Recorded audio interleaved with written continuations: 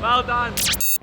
So, carrying on for last week's episode where we were trying to get this thing ready for Drag Challenge and we thought it was still happening. So let's go back and see what else we had to get done. And let's take a look at some of the wins we had and some of the fails we had trying to get this thing to the dyno on time to get ready for Drag Challenge 2022. Alright Michael, it's another cold night. Yep, and it's raining again, so you have to excuse the audio in this episode because it's probably just going to be washed out. But we don't have a choice. We are literally 2.5 weeks out from Drag Challenge, something like that now, I reckon. Time is a-ticking and we are still yet to get this thing to a dyno. The reason why we get to get this thing to a dyno is because we still have things that we need to finish on this engine before we can do that. Now, what are they? If you look at our list over there. Turbo drain. We're still not 100% set on our turbo drain setup. We're going to re-look at that and see if we can come up with a better idea. We have a better idea for that, but again, parts are still coming. It's hard to get parts this time of the day. Turbo cooling. We are actually looking at water cooling this turbo before we go any further and run this on the dyno because like the comments was really divided. Some people said, yes, worry about turbo cooling. And some people said, don't worry about turbo cooling. But for the sake of the fact that we're doing an endurance event, we probably thought we probably need to worry about turbo cooling and try and make this thing last as long as possible. So we have the parts in that box to do that. What else have we done? Rear window. We actually have a window rig to fix that as well too. Nut and bolt check, that can wait. Door straps, that's never going to happen. Steering boot, we get time. We have to adjust the screamer pipe because that's aiming right towards our shifter cable at the minute. Trans definitely needs more fluid. We don't know what that means, we forgot. And we're going to raise the car. Oh, that's why it needs to go on the hoist, doesn't it? So anyway, let's have a look at what we got to do this stuff. So in this box, we should have, if we've ordered everything correctly, pretty much, hopefully, every fitting that we should need to get this thing plumbed up and finished and ready to go on the dyno. We have some vacuum hose for the booster because our vacuum hose was that much short. We have a bunch of fittings, obviously. And when I say a bunch, I mean a lot. Wasn't sure exactly what fittings we were going to use and how many we're going to need and what configuration they're going to be in. I pretty much just ordered a bunch of different options here. Bloody hell, Michael. Just to be sure, because the last thing we need right now is to not have a fitting to finish this job. We also have in here some aluminium hardline. This is for the turbo cooling. We're looking at maybe running either aluminium hardline or, if we're feeling really fancy and really brave, don't say stainless. We have stainless hardline as well too. Oh God, how are we going to bend that? Well, we have to find out. We have some stainless steel braided line. In case we screw up the stainless and the aluminium. Yes. Yeah, that's pretty much everything in this box is just fittings and hoses. In this box, we have, of course, some Tiperformance lollies, the most important thing that we've got in this entire cache here. We have a new turbo beanie to hopefully match our new turbo a little bit better than the old one did because it doesn't quite fit all that well. And one of the things to make this job a whole lot easier, water cooling side of the turbo I mean, is a new lower thermostat housing for an EB Falcon. More on that when we get to it. I'll talk about that later. And lastly, here we have a new rear window regulator so that we can cruise around at Drag Challenge instead of 3 windows down, 4 windows down. Even though it's probably going to be windows up, because it's probably going to bucket down rain. Potentially. So yeah, if anyone noticed in our last Drag Challenge when we did that, and Summer Nats, we had only 3 windows down. That's because the rear driver's side window no longer works. Yes. And the poor passenger in the back, i.e. Daniel, we need to fix that for him. So I promised them if they're going to come along for this next journey, we'll fix the window. So hopefully this should be the fix. Anyway, before we get into what we're about to start, we should probably take you over what I've been doing during the week off camera just to get this thing up to scratch because like I said, we're short on time, so we just have to make shit work. So underneath the engine, what I did is I spent a couple of days just tidying up the wiring a little bit further than what I already had. I've just basically insulated and reran these wires that run across there and some Raceworks heat insulation conduit there just to try and neaten up a bit because it was a bit of a wiry mess. But most importantly, I actually went through and I wired up the power steering in this thing, so it is all working now. And it actually turned out really well. So the way this system works is as soon as you turn on ignition, the power steering will start and it will start to wind up and jets will start firing and then you have power steering. The problem with that though is if we wanted to like have ignition on when we're tuning or anything like that and we're looking at the IC7 dash, yada yada yada, we don't want the pump to be running all the time because it's going to drain the battery. These things draw a lot of power. So we put a switch in the cabin so we can kill the power steering pump if need be. So our switch for power steering is this. I reused the original eco button here. So we turn that on now, the power steering pump turns on. And if I turn it off, power steering pump turns off. Anyway, I'm really happy with how that turned out. I love that sneakiness to it and the stealth look rather than putting in an aftermarket Yeah, I switch. love it. That's grouse. Nathan's just put a little label there so that we know what we're working with there, and yeah, you can hear the jet now. It's firing away. Afterburners away. Imagine. Alright, let's get to work. Yeah, let's do it. So, to overcome our water cooling issues, it's been quite the debacle. Yes. I've been doing a lot of research, Michael has been doing a lot of research, and there's a million ways this can be done. And the most common way is to come off a thermostat housing, and then you tee it back into the back of the water pump. In this engine, in this particular engine, yes. Yeah. So, what we're going to do now is we're going to replace this housing that is on the side of the block with the EB ones. Because this is nice and shiny, that one's really dirty. And that's weeping out the thermostat housing anyway. It is, yeah. So it's a good thing we're changing it. That is the standard EF one. And as you can see, it's only got one port for our temp sensor. Yep. We need a second port so we can pull our water cooling out of it. This one has 3 ports by the looks of it. So we're going to use that one for our temp sensor and this one for our water cooling hard line. It's going to go straight over to the turbo. So that needs to come off, which is going to be a pain in the ass because guess what has to pop out? Is that stupid heater pipe. Yeah. Should we get rid of the heater next? So, as Nathan was saying, this is our thermostat housing where we're going to be either pulling water from or sending water to. We're not exactly sure which way we're going to route it just yet. But the plan is, we're going to run a hard line out here, somehow get across to the front of the engine, and run around about to here. And then we're probably going to stop here with the hard line, and then swap to a soft braided line to then go into the turbo there.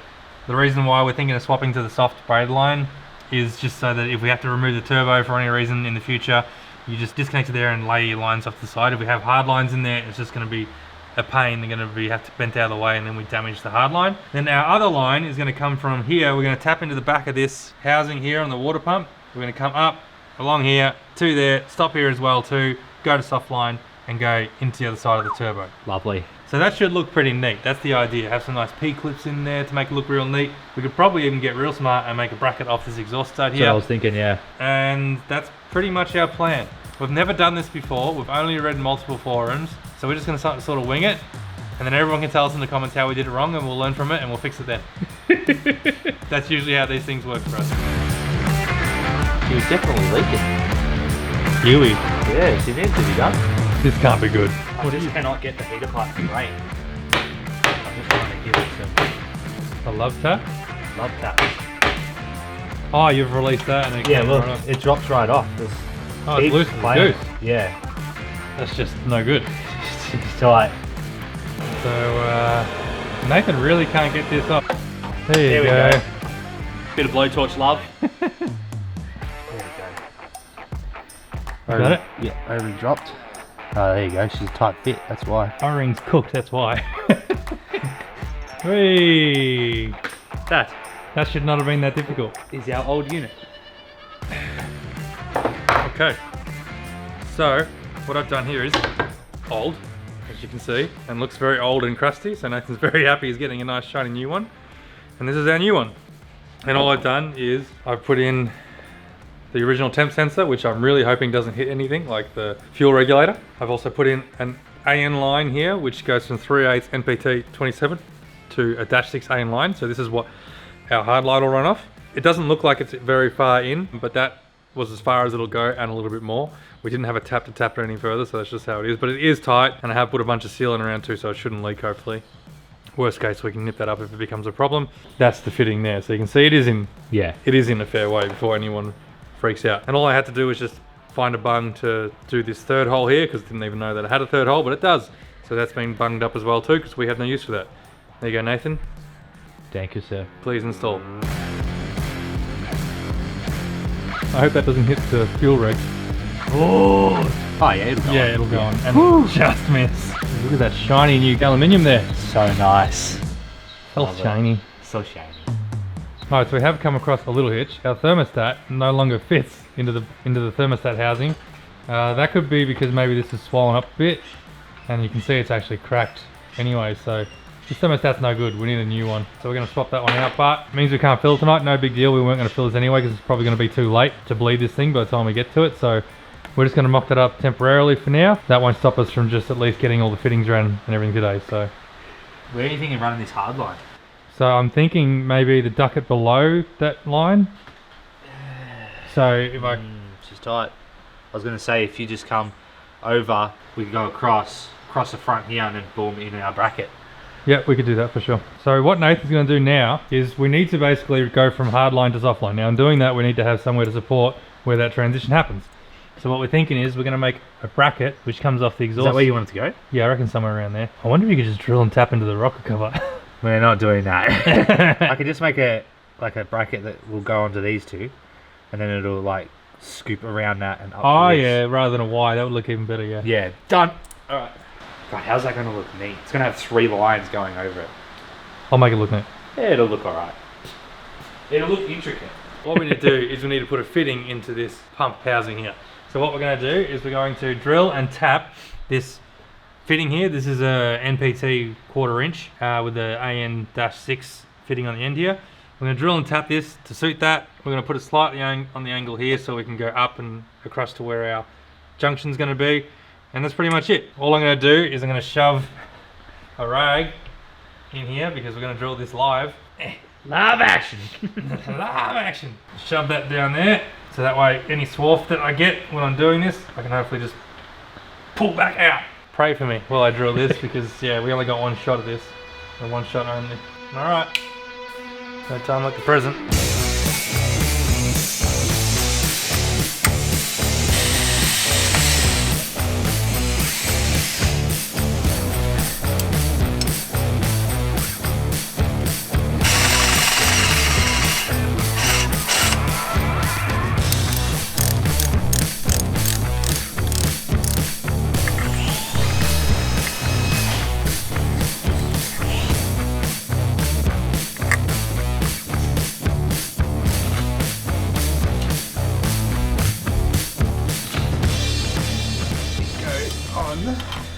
Like a glove. Beautiful. So yeah, that's it. Mint. Nice. Alright, well, do you not want to paint that just yet? Because I want to paint it so it gets drying. but we need it right now. This is how desperately short a time we are. Just so it dries a little quicker. Could just get a heat gun. The paint's just going to get... Yeah, I know. And I was going to buy a heat gun the other day. We thought, oh, we don't really need it that much right now. Looks like we did. Yep. How hot do you reckon's going to get it? Pretty hot. 35 degrees. Oh, that's perfect. Do it light because I literally need that very quickly. I'm telling you now, man, it's drying very quick. It can dry as it's bolting. Long coat wonder? Oh yeah. That's it. Alright, so what I'm playing with here is stainless steel hardline, something that we haven't used before. We've used aluminium quite a lot, but never stainless steel. Why are we using stainless steel? Something different. Mainly because it's water, and water's going to get hot and cold, hot and cold, hot and cold, and I'm not exactly sure how aluminium's going to go with that. I know it's probably not a big deal, but stainless steel is here. We're going to give it a go and see how it looks. And also Nathan can polish this. Oh, true? Yeah. So we're going stainless steel soft line, so I figured we should go stainless steel hard line as well too. If it's easy to work with. Nice. If it's a pain to work with, we're going aluminium. That's why I got the aluminium line as well too. And also we have a ton of other projects that we want to use some -6 aluminium hard line for. So this is my first length. What I'm making now is the length that'll go atop here, across there, and then like that. We're going to do all the math again, quick maths and all that. We're going to come out a little bit to come across and that way. So first things first, let's see if we can put a bend in this. And see Yeah, I what was actually about to say. One thing I don't like about this is there's no rollers on it, so it's gonna like, it's stainless, it doesn't stain it, I suppose, it doesn't scratch it. But that's worth, I reckon. Oh yeah, very nice. That looks alright. Yeah, that's fun. That's fair. It's fun. It's fair. It's fun. It's French. It's fun. It's French. How's it look? Looks good. I like the little kick out that you did. Thanks, man. I thought it'd be a bit flashy. Turn, yeah. Turn down for what?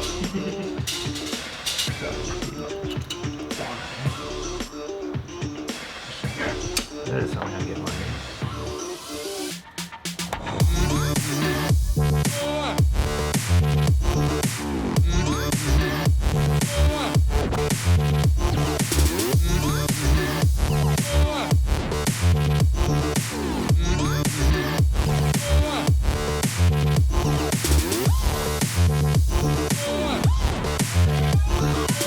Alright, so we're going to split up now. There's no point two of us trying to work over each other while doing the soft line and hard lines, and we clearly know who's the better line maker here, so I'm going to take over, finishing off this hard and soft line.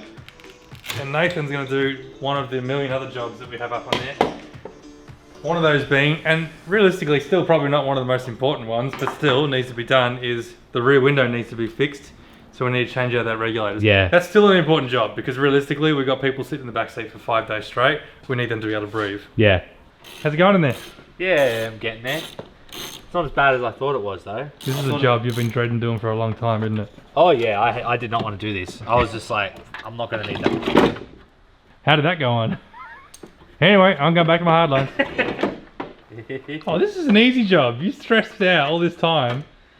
All right, he's feeling pretty good about himself. All right. How's it going now? Oh, you guys need some fresh air? Whoa, how's that for luxury? It's getting a bit chilly though. Oh, is it? Too bad it doesn't. Hands free. Yeah, because the switch is stuck on. I've really got to fix that. All right, I'm going to pull that out right now. But it's better than what it was. It's better than what it was. At least it works now. Good work, man. That can go in the bin. Yeah, definitely. How's it looking, mate? Getting there, slowly. Nearly done. Look, she's not as pretty as she once used to be. I'm really scared now. What do you reckon? That's ugly, isn't it? Yeah. But that's water cooling turbos, I suppose. It doesn't look too bad though. I don't mind it. I could probably shorten it a bit and bring it a bit closer to the turbo, but I'm trouble. Are they going up? No, that one is. No, sorry, are they like... Not fully. I've only got everything test fit at the minute, just while I'm trying to figure out how I like it. Alrighty, what do we got? We have turbo drain, still yet to be fixed. Turbo cooling. We haven't even tested it yet. We'll go half tick. Rear window, yay! Yeah, boy. Not bad, we fixed one thing completely. Nut and bolt check? No, let's be honest, door strap's never going to happen. Never going to happen. Steering boot, never going to happen. Never going to happen before now. Screw pipe, well... We could adjust that now, jack the car up quickly, but I don't know if we can be might bothered. just wait till we do this. It needs to be done with this. So we're not bad. Honestly, we're not that far off now. Like, we do a Friday night and then it should be good to go. Yeah, I reckon. Turbo cooling lines, they look alright. You know, Oh, it's not too bad. you gotta get used to it because we're used to prettiness of it being so not cluttered, but like, it'll look alright. And like I said, I might look at changing this. Yeah. It needs to be looked at again. Don't know if I'm sold on it. Because you know what I just realised the problem is? Running that pipe over the turbo. What? That's now our highest point. It's higher than the header tank. Right, we're going to throw a look at this. That's a good point. It ain't gonna work. Yeah, I think you're right. So one shitty turbo feed line for sale on hackshopgarage.com.au. No, you're right. I didn't even think about that. That's obviously now your highest point, so that's no good to us. So I think just run stainless braid straight into the pump. Yeah, and then we can just sort of follow it. We'll just. I was about to say follow it with the intercooler pipe, and our dose pipe will hide it. Yep, I think you're 100% right. I think that would be a much better way of doing it, and it's going to look a lot prettier. This will still look good as a single line. Yeah. Okay, out you come, little buddy. You didn't even last the night. Oh God. Oh God. Oh God, what have you done? Oh God. It's like one of those games, I know. Oh, it looks like a power steering line. doesn't it? See, that looks better already. Yeah, that looks a lot better with the single line. Yep. All right, I'll make up a new line. All right, well, that's looking a lot better than what it did. It's one of those typical things where you go, why did I just not think about it for 2 seconds? Because that job just was a lot harder than it had to be. Yeah. Oh well. Look, it hides it. Yeah, the big cannon. It looks all right. I'm happy with it. Now that you look at it like that, it looks all right. Yeah, I think it looks good. I think it looks good. We don't even know if it works yet. Yeah, we need to test it now and figure out what's going to work. But all in all, like, it looks pretty good. It looks way better without that line going over the top. Yeah. If you're wondering why we didn't film a lot of making those lines or installing it, 2 reasons. One, we do a hell of a lot of it in this channel. If you want to do that, go back and watch some of our other videos. And 2, we don't have the time. We were literally just, tonight we need to get in and get this done because we have to get this ready to get on the dyno. So we've done that now. Another night, when it's a little bit earlier in the night, when we get started, we can start it and bleed it and look for any leaks or anything like that. And then the next day, it's going to the dyno to hopefully survive. That's it for tonight. I'm buggered. Stainless steel hardline. It wasn't that bad to work with. It wasn't that bad. It's a lot harder to work with than aluminium, but it is still manageable. I think it's kind of a forgiving but not forgiving at the same time, because the good thing about is if you do make a bend in the wrong spot, you can bend it back and almost get it straight again and then remake your bend, whereas aluminium, forget about it, it's done. So yeah, hopefully this cooling system works. We're yet to see, but we'll find out pretty quickly if it doesn't. Yeah, bedtime. Bedtime. Let's call it there, I reckon. Yeah. Alright Nathan, it is another new day, not after work. What are we doing? We are warming the car up. We are testing for leaks. We're filling the trans. We are looking at heat things. And currently it's running mint. Yeah, it's lost its wicked idle, but we think that's probably because it hasn't got a vacuum leak anymore. But we've had a water leak. The heater pipe, oh that's better. The heater pipe that goes into the thermostat, that O-ring wasn't big enough. I kind of knew that when I put it together, and I was like, I'll take a risk. We switched that out, it's good now. We had a leak on one of the hardline fittings. Michael's tightened that up, it looks like it's good now. The car sounds good. I think we're gonna fill the trans and go for a test drive. Getting warmer under here now. I bet. So we checked over all our lines. Doesn't seem to be any leaks anymore. We know this is working because it gets red hot, being stainless. We did have a slight leak there, which we've fixed. We have to nip up the fitting a little bit. But it looks like we're turbo cooling. Our turbo is getting looked after all.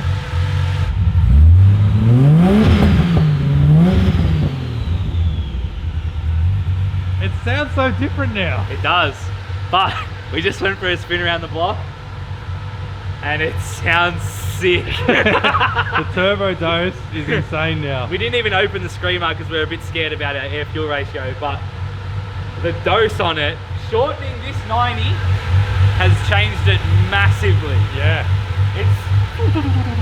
It goes no leaks. We were a little bit concerned. We're trying to build a bit of boost to see how our brake pedal feels, and a lot of smoke was coming out the engine bay, but it's probably everything burning off. Yeah. It seems to be clearing. We're going to chuck this in the hoist now, get it up, let it all cool down, go get some dinner, come back and finish off the last few things that are on our list over there for drag challenge. So to wrap it up, we've gone over, we've sort of checked out everything we need to do. Nathan has raised the car, he's got the stockies back on it, so we're ready for the dyno tomorrow.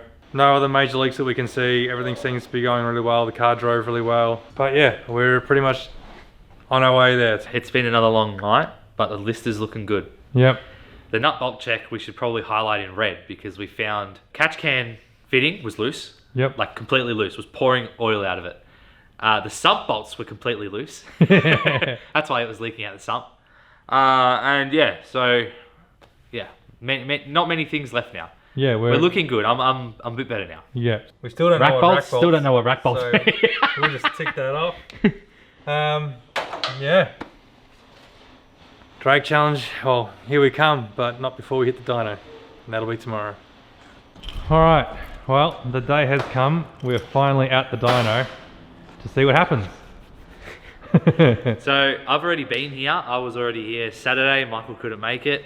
And we were going at it for like 14 hours, I think. Weren't we, Jake? Like we were here 9:30 till like 12 o'clock. It was a long, really long day. And we suffered a few minor issues. And it resulted in the issue that was I had to limp the car home because it had a really, really, really bad misfire. And we just couldn't figure it out. Yeah, whenever it came on boost, it would just misfire every single cylinder. But we also had to overcome a melted O2 sensor wire, which big shout out to Jason from Tiperformance. He drove 2 hours to come and run a new cable out so that Jake could keep going. Yeah. So it was a brutal night. The car's gone home. Michael's looked over it during the day, changed a few things, and he's sorted out the misfire. We think. And now we're back. We think. Hang on, disclaimer. We think we've sorted out the misfire. I bloody hope so.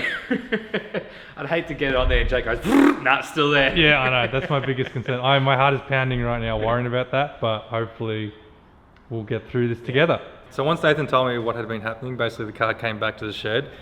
It's been during the week. Nathan's been at work, so I've had some time off during the day to actually try and get some work done on this thing to see if we can sort it out. This is how desperate we are coming up to Drag Challenge now, because we are currently 10 days. We are currently 10 days out from Drag Challenge, and a misfiring issue is not what we needed. So what we've done, we came up with a few ideas of what's happening. There's a couple of things that we thought to change. We changed out the coil packs because that was just the obvious thing to do. So I went through, I changed out the coil packs, also modified the mounts a little bit on them to sit them a little bit lower so they're no longer quite so hard to get out, because I had to take off the whole cold side of the engine to get to them. Nathan also changed out the spark plugs, wasn't that issue, that was all fine. Even the coil packs, I don't know if it was that issue as well too, because I went for a quick drive afterwards and I wasn't sure if it was still there or not. But the biggest thing that I did do was just go over the whole car, all the earths on the car, and basically redo them and make sure they're all good and 100%, because Nathan and Jake were saying that when the issue was occurring, we did notice there was a quite substantial voltage drop of like a whole volt, going from like 13.8 to like 12.9 volts. Yeah. And we don't know whether that was playing with it. So I went through, I've changed all those around, cleaned them all up, basically redone them. And yeah, it seems to be holding voltage better now. So maybe that was the issue. Maybe it was the coils. It's hard to know. We don't know. We still might have the issue. We haven't seen it in the dyno yet. I've just gone for a drive and my butt dyno tells me it doesn't feel like there's a misfire anymore. So let's kick in the guts and see what happens. All right, time for the moment of truth. Let's see if we hear that two-step that we installed. That's what it is. God, I'm scared. Me too. I just want to hear it not go. I know. If it does, I don't know what to do.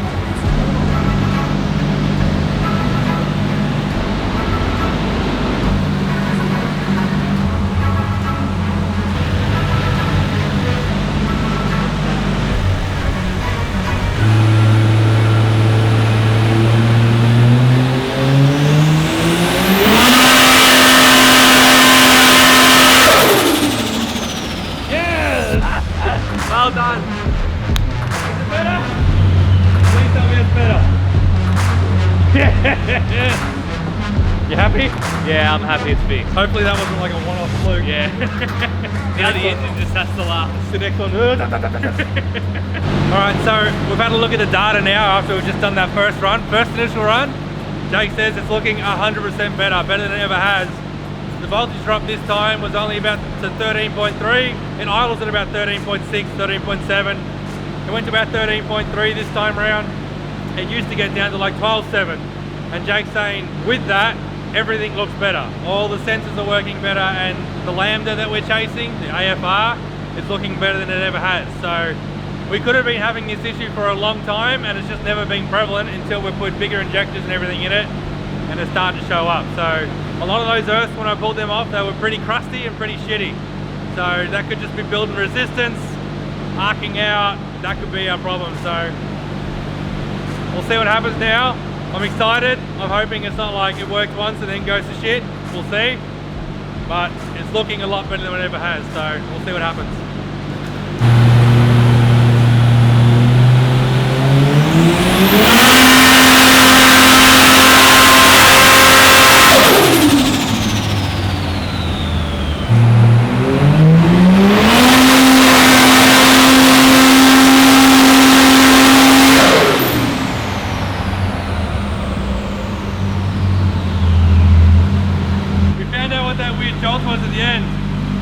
Snapped the strap, but I reckon it's more in case we melted it. Oh, the exhaust. Yep, just aimed right at it. Yeah. Well, we've hit our peak numbers, so it's time to celebrate with the kebab. Yeah. And Jake's warming up his his style. That's like the old baked beans on the in the rocker, isn't it? Yeah, it's warmer down there. Toasty. All right, well that ends what was a relatively quick and painless dyno session. Much more painless than last time. Yeah, so as you all know, we're gonna go for the good old butt dyno now. See how it feels. Okay, I'm excited. Yeah. Michael's driven, I have. All right, let's get off the dyno. What the hell? It starts so much better. It starts so much better.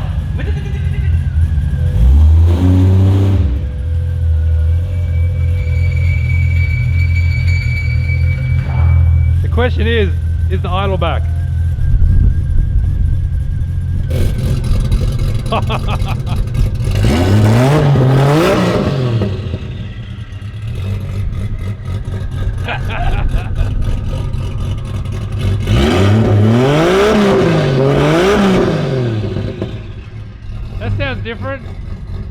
that sounds sick. It sounds angry. Well, we're just being for a quick little drive. What'd you think? It's quicker. So I drove it here. Nathan hasn't driven it since the new mods have been put on it, and I told him like it's different. It's very, very different. It's a whole other animal, and that was the first time Nathan got to drive it, and yeah, it's fun. all the issues that we've had leading up to this, but we got it here. Yeah. What was the final figures? 300 and was it 330? We said it was 330 real kilowatts and 530 newton meters, something like that. On I think it's hovering around 16 pound of boost in a minute. So we talked about it. We probably could go a little bit more with this. We're either out of injector again or we're out of pump. We're not sure, and we could try to find that out. But being that we want to get through Drag Challenge, we're going to leave it as conservative as it is, and then after Drag Challenge, we're going to bring it back, turn it up, and see if we can blow it up or get into the tens. Yeah, I agree to that. Yeah. A huge thank you to everyone that's gotten us to this stage, because we've had a lot of help with this to get where we are. Jamie at Raceworks for all his help with everything. Jason from Tiperformance, he came out and delivered the wideband sensor like Nathan said to get us running on the dyno, and of course Jake here giving us a hand with the dyno and everything. Yeah, massive shout out and thank you to everyone who's gone on board with this. Yeah. It's a big ask to get this thing to Drag Challenge. Well, you'll see the Fairlane next when we put out the Drag Challenge videos, I guess. Yeah, as long as we make it. Yeah. Yeah.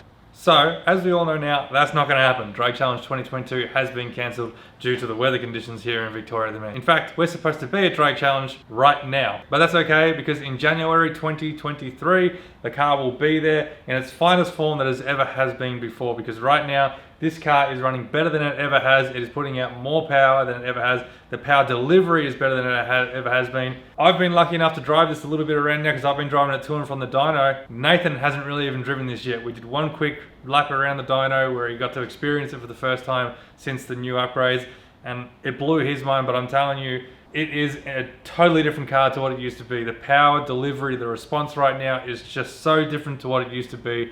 It is scary quick now. We also did change the injectors out in this thing. Nathan changed them out before he went to the dyno the first time round, so we're running 1200cc injectors now. And the turbo drain, I also did swap that out just before it went back to the dyno for the second time with a stainless steel flexible hose turbo drain, just because the original turbo drain that we made with all those fittings and stuff, it was just a little bit too close to the manifold than I really liked. So this is just a lot more flexible and allows just a much nicer path through the turbo manifold, because it is a really tricky manifold to get out of. Anyway, that's our story for getting this Fairlane ready for Drag Challenge 2022. All in all, the modifications that were made to this car since the last time we ran it and all that, it has made a substantial increase to the power. We've gained about 40 kilowatts, and the final figure was 334 rear wheel kilowatts. So that's pretty substantial for this sort of car and the setup that we're running, especially considering we only went up around 2 pounds of boost. So we were running 14, now we're running 16. So we are absolutely stoked with the results. Couldn't be happier. Cannot wait to see this thing go down the track and see if we can finally crack into the maybe high 10s or at least lower levels. If you like this episode and you'd like to see more, please consider liking and subscribing. And if you'd like to support the channel, you can do that by heading on over to the website, where you can buy a bunch of t-shirts, hoodies, stickers, fender covers. There's a new Pro Hack t-shirt out at the moment that we really like. That's up on the store right now. It's a really great way to support what we're doing here and keep the channel going. So thank you to everyone that does so. Anyway, I need to call it a day because I need to get working on getting that thing running, because in a week it needs to go to Bright Rod Run and it's not running yet. So I've got a lot of work to do today. So I'll see you in the next episode. Should be a little light there. It should be a little light, I figured that, but no, you'll figure it out, because when the steering wheel's so heavy that you can't turn it.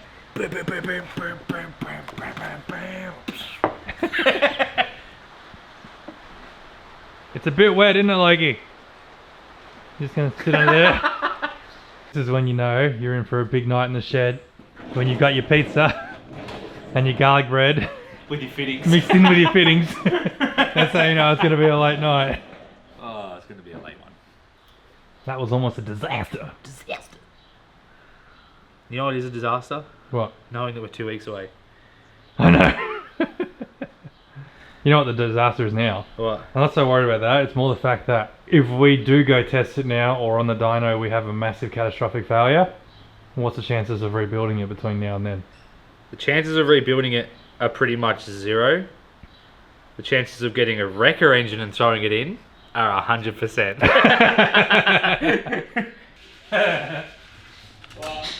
I went too long and now I can't get it out. I hit the wall.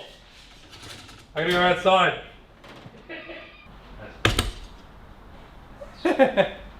The olive, I think it rolled out. Oui, oui. The olive, I love the olive on the stick. Oh, these are hard to do up, eh?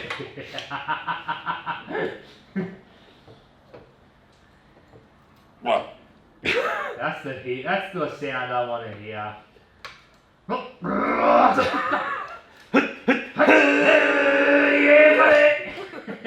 Yeah, buddy, lightweight. Lightweight, baby. How far did you get it? 1.5 mil. Oh, that's better than What mine. they say it needs to be. Wait, what did you do it up with? My arms. With the little ratchet? Yeah, with a little spanner.